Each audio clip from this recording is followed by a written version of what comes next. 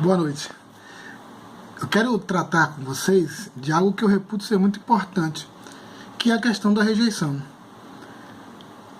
A rejeição é um fenômeno histórico altamente humano, natural, e natural eu me reporto no sentido de ser efetivamente uma experiência universal, humanamente universal.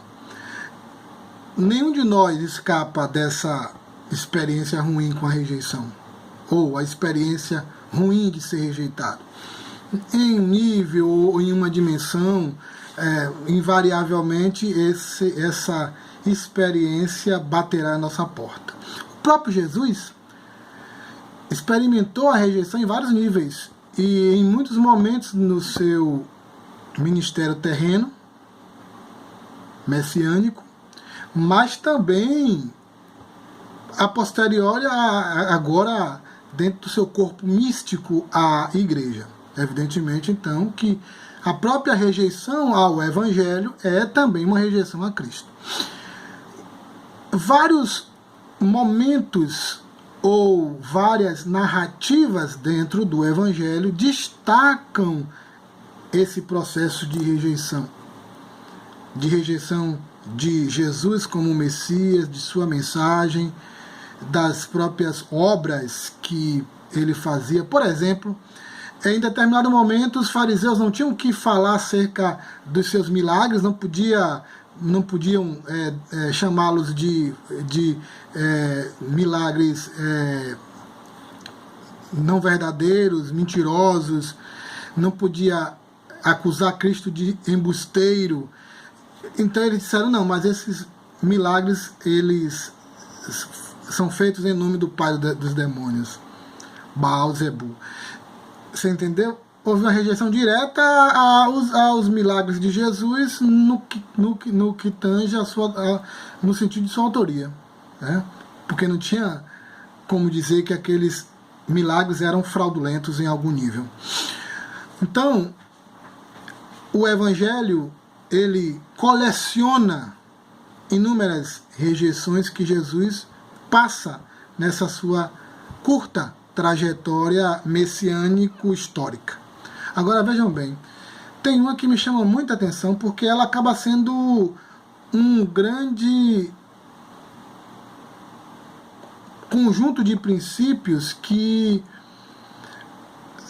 apontam para um processo de rejeição da pessoa de Jesus que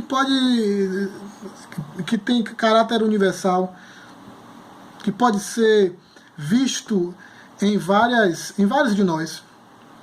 Podemos estar envolvidos nesse processo. Eu penso que a rejeição do jovem rico é uma rejeição paradigmática, por assim dizer, porque encerra marcadores que acabam construindo um modelo do que é uma rejeição universal, ou seja, uma rejeição em caráter maior da pessoa de Jesus.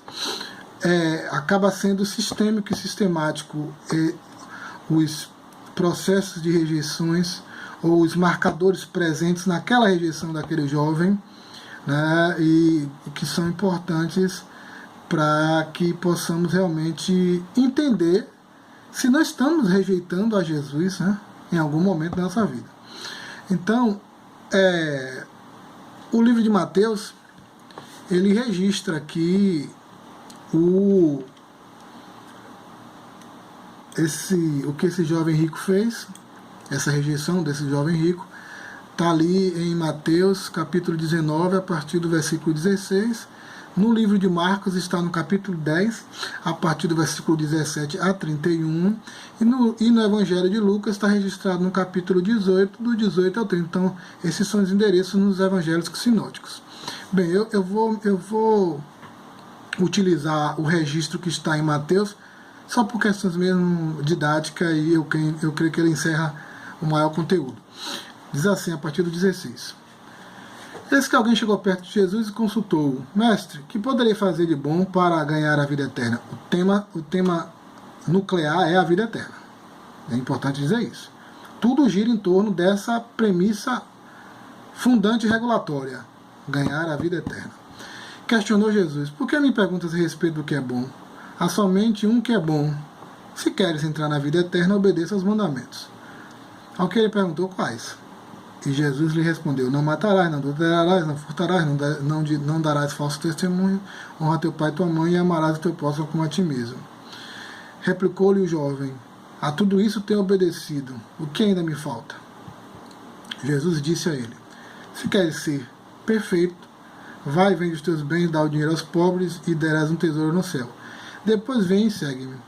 Ao ouvir essa palavra, o jovem afastou-se pesaroso, pois era dono de muitas riquezas. Então disse Jesus aos seus discípulos: com toda certeza vos afirmo que dificilmente um rico entrará no reino dos céus. Bom, o jovem rico, e é rico porque, por causa desse epílogo aqui, e dessa frase complexa de Jesus, e hiperbólica de Cristo, né? Que o rico não entrará, então, por conta disso, o título Jovem Rico, porque ele tinha muitas posses. Que começo glorioso, né? Um jovem preocupado com a vida eterna, que coisa. O jovem que é muito seduzido pelo efêmero e pelo histórico, pelo aparente. O senso de inquietude do jovem não permite que ele esteja envolvido nessas questões de realidade última e mais metafísicas, mas esse jovem está envolvido com isso. Que coisa interessante, que coisa muito boa, né? Mas o final, o desfecho foi melancólico, angustiante. Eu já preguei uma mensagem há uns 10 anos atrás que eu dizia: quase salvo, quase salvo, quase chegou lá. Mas não basta nessas questões de alma, de eternidade, quase chegar lá. Bem, como é que se deu esses processos de rejeição desse jovem? Eu quero destacar alguns marcadores aqui importantes. Primeiro deles, a rejeição do jovem rico à pessoa de Jesus e a salvação que está inerente a essa pessoa se deu primeiramente porque esse jovem rico escolheu o amor errado. Foi a escolha de amores. Note bem, o jovem rico amou mais as suas posses, o que ele tinha, o seu dinheiro, a sua possessão, o seu status econômico, que também implicava em um status sociopolítico, do que a Cristo, do que a salvação e do que a sua alma. Infelizmente, ou felizmente, o Evangelho vai lhe colocar nessa posição existencial singular de ter que escolher entre amores. Ou você ama mais a Cristo, a sua mensagem, o Evangelho, ou você ama mais os processos que você está condicionado e presente e inserso. Porque não é só o dinheiro, né? Por exemplo, tem pessoas que não têm dificuldade nenhuma em abrir mão disso, a sua dificuldade não seria a do jovem rico. O seu amor não está efetivamente nisso, mas infelizmente o seu amor está no sexo. Então, se Jesus pede que ele abra mão da luxúria e da lascívia corrosiva, ele não vai conseguir, porque ele ama mais a isso do que a Jesus. E aí, dentro dessa configuração, eu poderia ad libitum falar disso aí o tempo todo, de coisas que de fato rivalizam com o amor que Deus requer de nós, no sentido de ser essa ponte que evidencia o processo dramaticamente histórico da redenção em nós, da regeneração em nós, que indica de modo explícito e inapelável o novo nascimento, né? infelizmente, esse jovem rico não o tinha. E amou mais o que tinha, as riquezas. Jesus falou que ninguém pode amar dois senhores. Aonde está o seu tesouro, lá estará o seu coração. E aí vários textos da revelação, tanto a revelação antiga como a revelação no Novo Testamento, sobre essa questão de escolher entre amores, né? Esse jovem escolheu muito errado. No alvorecer da sua vida, tendo tudo pela frente, poderia fazer uma escolha mais correta, não o fez. Então esse jovem, infelizmente, rejeitou Jesus porque não o amava suficientemente. Bem, tem mais.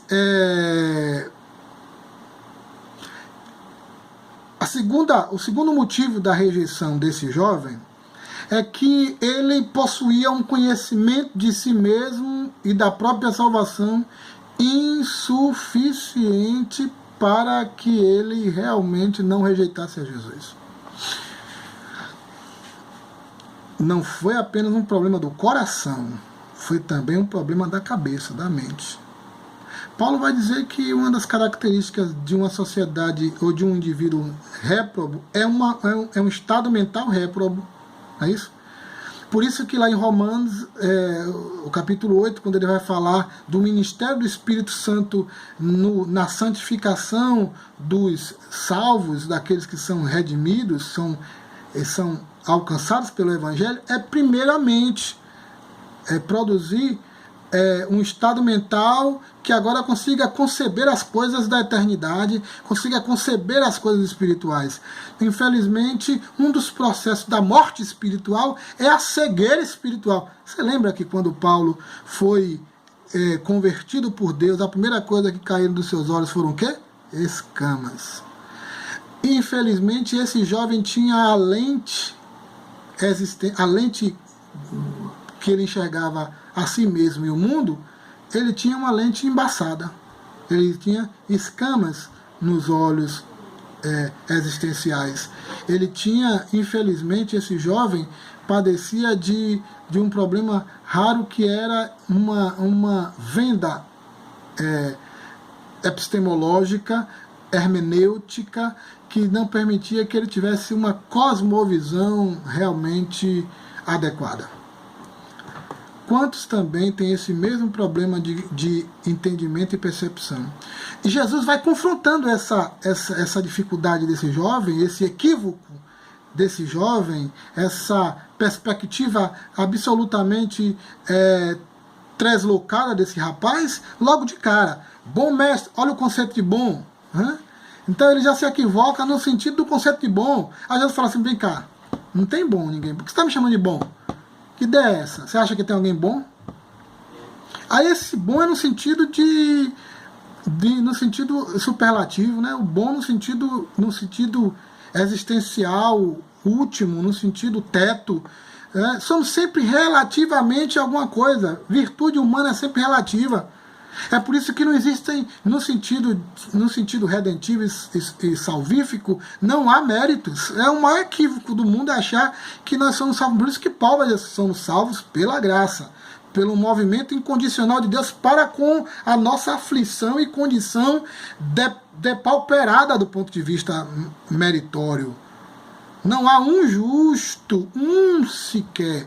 A vida toda nós vamos viver como Martinho Lutero dizia, decimo semper, justus e peccatore, justo ao mesmo tempo sempre.